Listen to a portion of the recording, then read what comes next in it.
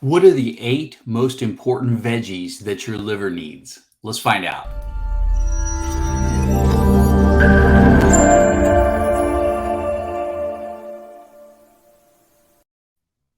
Hello and welcome to the Ask Dr. Pickel show. So today we're going to talk about your liver and some vegetables that it really needs to not only help protect it, but to heal it. We sometimes, many of you maybe are eating a lot of veggies and you think, gosh, I'm eating pretty healthy. My liver is probably in pretty good shape.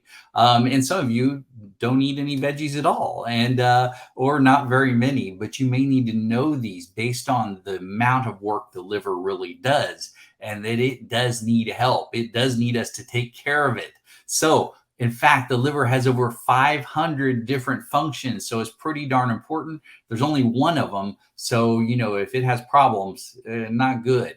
It's involved in metabolism, detoxification, immune system, blood clotting factors, and filtering the blood, storage of like minerals and vitamins and iron, let's say, different things that it stores that we need, and hormones. Now, what can go wrong with the liver? So we can get fatty liver, which can be from alcoholism or non-alcoholic fatty liver. We can get liver fibrosis. We can get cirrhosis or even liver failure or hepatitis, which means inflammation of the liver. And sometimes that can be due to toxic things, or sometimes that can be due to viral infections. Liver injuries, which can be physical or chemical, and liver cancer, and even toxic liver. All right, so let's kind of dive in and see what are these veggies that could be game changers for you if you have a liver issue.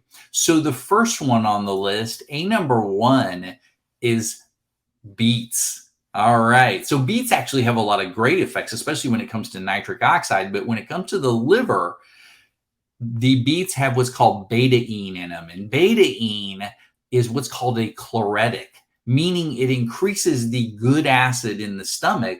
And what does that do? Well, that good acid actually stimulates your liver to make more bile and for your gallbladder to release that bile, which is a very important, very healthy process. We need bile to be produced. We need bile to be released, because within that bile, not only does bile break down those fats and oils that we need so we can digest and absorb them, but also that bile carries some things, some toxic things that the liver's getting rid of, that again go into the intestines and out the body. So we need that to occur. Now, also, this beta-ine decreases what's called homocysteine in the liver, which helps with inflammation and detoxification too.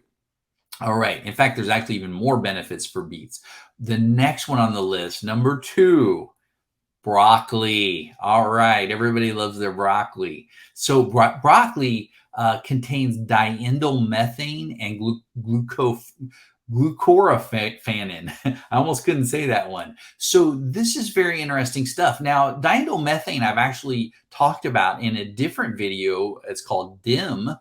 So watch that if you get a chance. But number one, these two are also antiviral. So if you have a viral infection of your liver, such as a hepatitis A, hepatitis B, hepatitis C, or even something like Epstein-Barr virus affecting the liver, the broccoli is going to be great stuff. It's also anti-cancer, so it helps to protect those liver cells.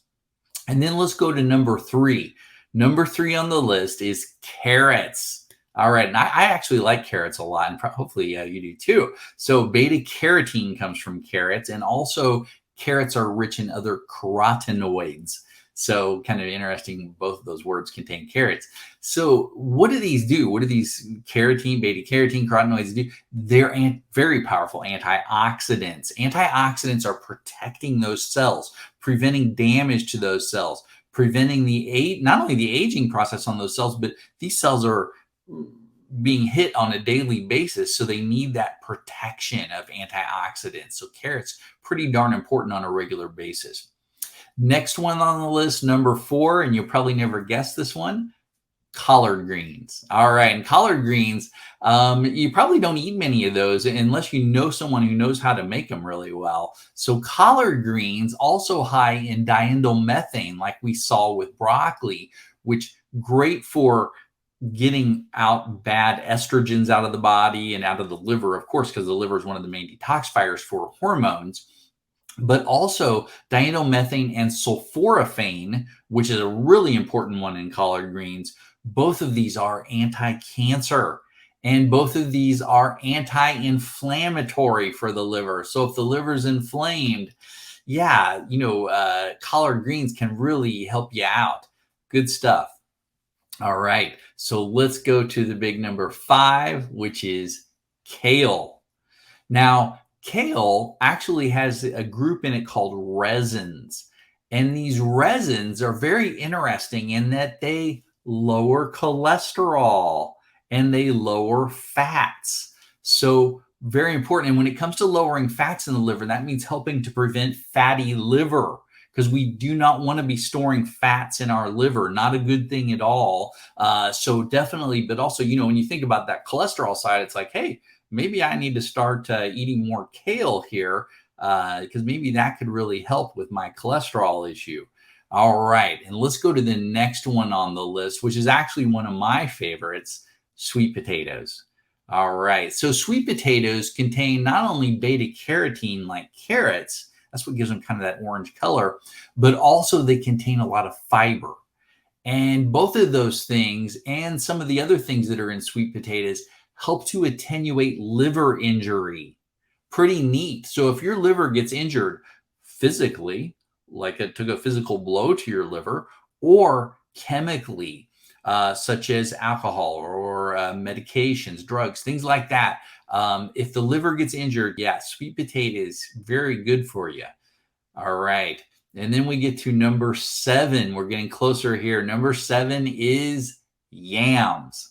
All right. And when do we usually see yams? Like at Thanksgiving or something like that. But yams can be eaten really anytime. Yams contain diocegenin. Diocegenin helps to inhibit hepatomegaly. What's hepatomegaly? That's an enlarged liver. Now, why would a liver get enlarged? Well, number one, it's working the day shift and night shift because we're not helping it out at all. So it starts to grow bigger because it gets loaded full of fats and toxins and bad stuff. But also if the liver is inflamed, it will get larger too. So definitely to get down or to help that hepatomegaly, yams would be a good veggie to move forward in that direction. And then we'll move on to our last but not least, the big number 8 on the list, cabbage. All right. And who correlates cabbage with the liver? We don't think of the liver when we think of cabbage. Cabbage actually is pretty amazing. It has what are called glucinolates in it. Now, you may not remember that now, but you'll probably remember it after I tell you what glucinolates do. Glucosinolates, what do? They help to counter alcohol and the effects of hangover. So everybody probably is looking for their cabbage right now. So the thing is yeah, if your liver, of course, is the main detoxifier for chemical toxins like alcohol, and if it can't handle it, then of course those chemicals can go to the brain, and then we get a hangover effect. But cabbage can help counter those effects. So pretty neat. So knowing all these beets, broccoli, carrots, collard greens, kale, sweet potatoes, yams, cabbage, high on the list there, that what I would call the top 8 for you if you have liver issues.